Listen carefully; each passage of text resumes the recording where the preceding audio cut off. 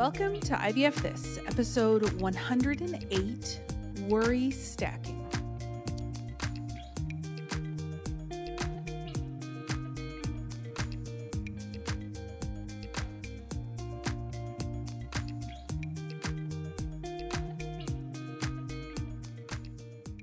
Hello, my beautiful friends. I hope you are all doing so well today.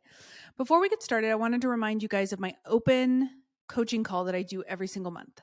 This month will be Tuesday, March 21st at 1 p.m. Central, so 2 p.m. Eastern. It's typically the second Tuesday of the month, but I'll be out of town, so we pushed it back. I've had a lot of people mention that they kind of want to join the calls, but don't because they feel like there's going to be a lot of people or anything like that. And I got to give you some full transparency. This is only like the fourth or fifth, maybe, coaching call that I've done. So it's still kind of a secret. Like there aren't a lot of people that come, a handful at most. I've actually had a really beautiful opportunity to coach a lot of women on those calls because it has been so intimate. So we can really get into more specific information, or at least you get a one-on-one coaching experience. So if you're holding yourself back from going on those calls and you really want to, let me reassure you that almost everyone listening is probably thinking the same thing as you are, is like, oh, it's going to be so many people. There's not that many people right now. It's okay. This is part of building this community, building this process. So come hang out with me. I hope that sounded more inviting than desperate. It was very much more inviting. But honestly, these calls are so new, relatively speaking. So come benefit from the newness, from the relative obscurity of these. So, and of course, as always, I still offer the mini sessions, which are like one-on-one, very specific to what you need. You get all of the intimate coaching experience on your time to talk specifically about what you need. So those are always available. So to get the email notification of my coaching calls, my open coaching calls, you can either go to my website, www.ivfthiscoaching.com, and click on the option to sign up for the newsletter, or you can go to either my Instagram or Facebook pages, and there's a link in my bio to sign up for the newsletter. But you can also get the link for the open coaching call in there, in that bio, so that you can copy and paste the link into your calendar. It's the same link every single month.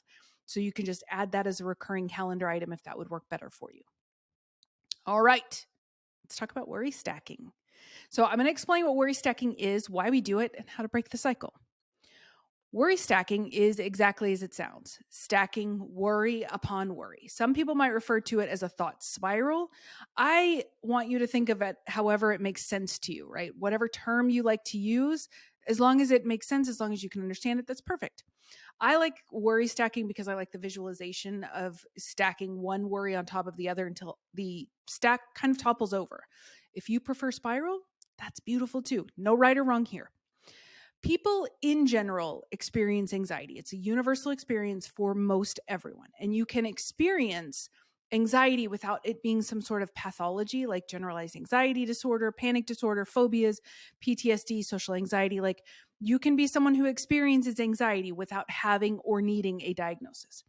You all know that I like to keep things real when we talk about these things, because when you hyper pathologize or you try to give a diagnosis to everything, we are, one, causing ourselves needless pain by assigning this diagnosis when for many people and in many cultures, mental health is still very stigmatized. And two, we kind of minimize the genuine experience of those suffering from these disorders.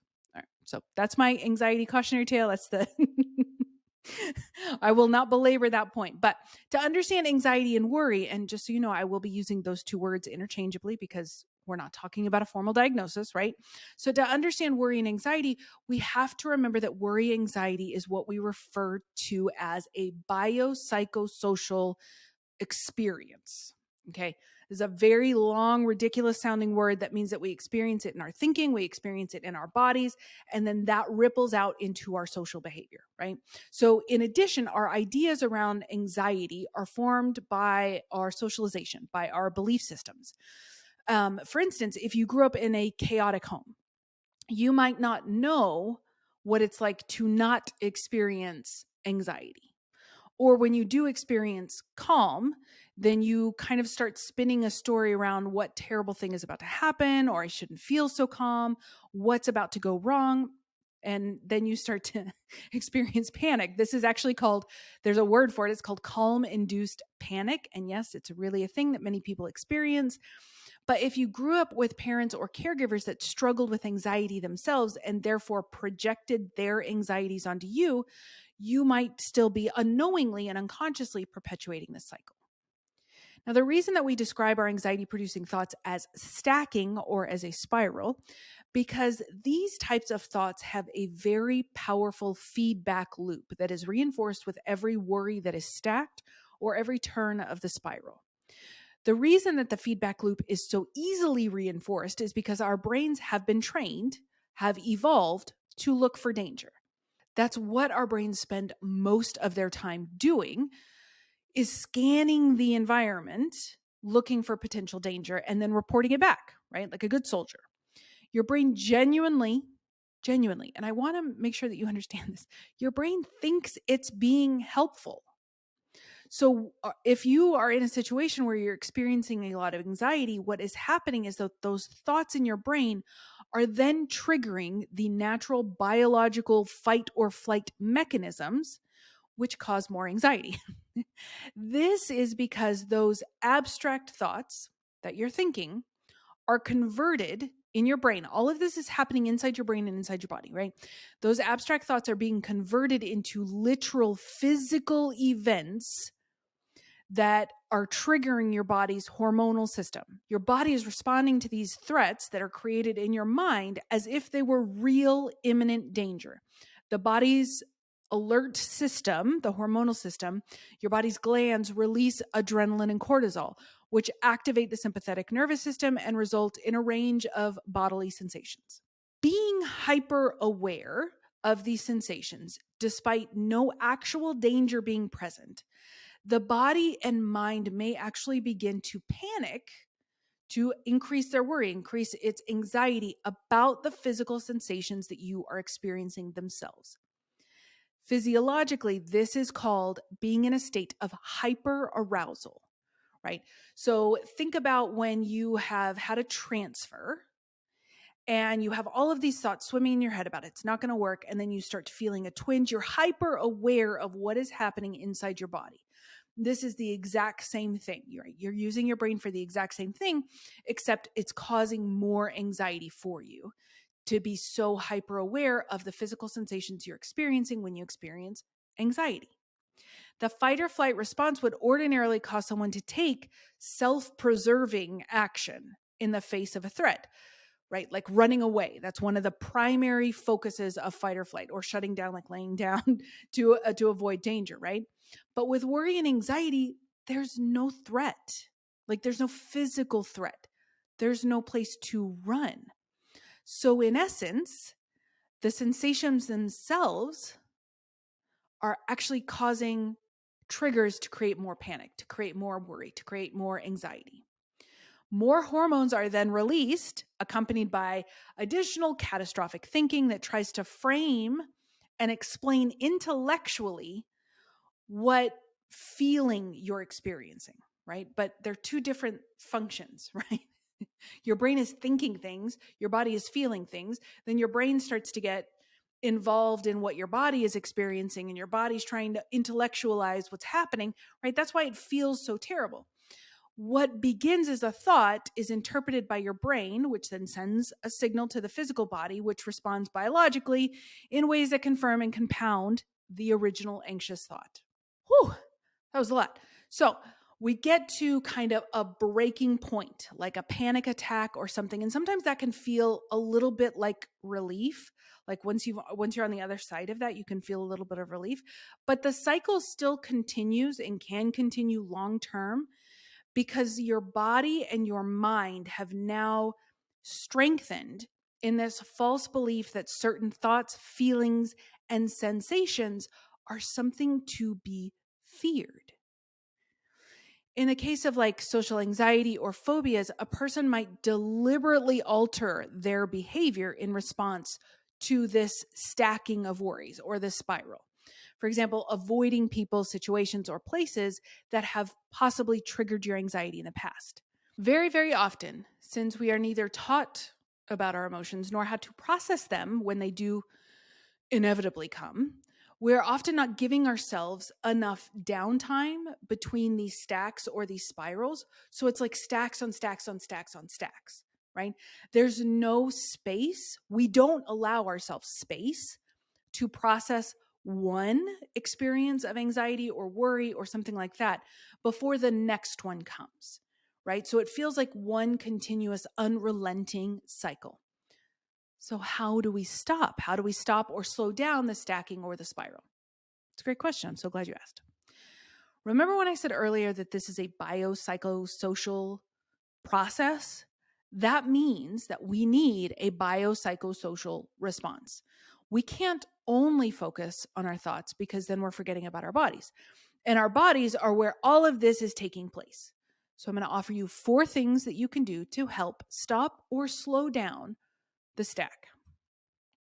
Number 1, first and foremost, and hear me when I say this. Don't skip this part. Breathe. Breathe. And I know it seems obnoxiously simple instruction, but breathe, darling, breathe. One of the physiological responses to anxiety is that your pulse will quicken, your chest may tighten, your breathing will be shallow and quickened. So breathe. There are several breathing techniques that you can employ. There's box breathing, which is breathing in slowly for a count of 4, holding for a count of 4, breathing out for a count of 4, and then holding for a count of 4 before you repeat the box, right? If you were to visualize it, you're actually doing the 4 sides of a box. It's a beautiful system. Many people enjoy it. Many people utilize that to help ground them. Another one is that you can trace your finger, right? Meaning that as you trace your hand, you breathe in as you're tracing up your finger and breathe out as you're tracing down. And then you repeat for each finger on hand, and you can do 2 hands, you can do your toes, it doesn't matter, right? One of my favorite go-tos is a breathing visualization that I do. I envision that I am breathing in pure white light and exhaling dark smoke. So I will associate a neutral or positive, either one, emotion with the white light and whatever emotion I am processing through as the black smoke. So if I'm feeling anxious, I'll repeat something to myself like, I am breathing in safety or calm, whatever word works best for you. It doesn't matter. I am breathing in safety in the form of pure white light, and I am exhaling fear or anxiety in the form of dark smoke. So I actually love this visualization the most because it helps me stay focused on my breathing by imagining the image of the white light and the black smoke. But there's not one way to do this. There are multiple ways to do this. I actually use Pinterest a lot when I'm helping my clients. We're kind of brainstorming what might be the most beneficial thing for them. So figuring out what works for you is almost as important as using it. Okay. Number 2, stay in your time zone. I heard it phrased this way, which is literally just an idea of being present, but I heard it phrased this way. I can't remember who said it, but I absolutely love this idea and the way it's phrased, right? You've heard me talk about mindfulness and staying present in the moment, and that's what stay in your time zone is referring to. Anxiety, in its truest form, is a future-focused state of mind. You're trying to forecast or plan or fortune tell the future as a means of limiting, mitigating, or eliminating possible future pain. But because you can't actually do that, you're making yourself miserable in the current moment. There's a couple of thoughts that I turn to keep myself in the moment, to keep myself present. One is if I'm receiving news or awaiting news or something, like, I don't have enough information to freak out about this yet. I like this because it acknowledges that there might be something potentially scary on the horizon, but that I don't have enough information to intentionally, that's the key, intentionally decide how I want to think about it yet. And the second one is, what is for me will never miss me. I use this one all the time, especially when I'm experiencing like the fear of missing out or comparing myself to someone else or thinking that I should be in a different place or that I should have a different opportunity or something like that. These are thoughts that work for me. I practice them, but I want you to think about other ones that might work for you. If these work for you, beautiful. You don't have to do that much work. But if they don't work for you, if you don't feel a sense of calmness or a sense of presence when you think them, that's fine. You can cultivate that literally just by doing a little bit of journaling, figuring out what is going to work to help keep you present. No right or wrongs here, right? Take what works for you, leave what doesn't. Number 3, relabeling what is happening. Anxiety and worry can often feel so intense that it makes us feel like we're dying or having a heart attack or something like this. So remind yourself, I'm experiencing anxiety. It is harmless, it is temporary, and there's nothing that I need to do but sit with it. It might also help keep in mind, It might also help to keep in mind that what's happening in your body is actually the opposite sign of impending death. Your body is activating its fight or flight response, the system that is designed to keep you alive. So that might work for you. It might not. That's fine. But I like to think of it sometimes as like, hey, my body is actually, I know it feels terrible, but it's actually trying to help me stay alive. The fourth one is fact check those thoughts. In cognitive behavioral therapy, in CBT, we refer to this as logic testing. People with anxiety can often fixate on kind of the worst case scenarios, that catastrophizing that I've talked about. To combat these worries, I want you to just question how realistic they are. When you're expecting news from your clinic and we start forecasting all the terrible things to come and your brain offers you, this will never work, or something in that vein, remind yourself, I'm hurting and I'm scared and I know it feels hopeless, whatever emotion it is, but that doesn't mean that the situation itself is hopeless, right? I don't have enough information to freak out about this yet. We don't have the result, right? The outcome to know actually what's going on. A non-IVF example, say you're nervous about a big presentation at work, and rather than think, I'm going to bomb, this is going to be shit, right? Whatever. Maybe you tell yourself, I am nervous, but I'm prepared. Some things will go well and some may not, right? Getting into a pattern of rethinking your fears helps train your brain to come up with a rational way to deal with your anxious thoughts. Okay, those are 4 ways to stop the worry stack, stop the spiral, however you want to refer to it. It's totally fine.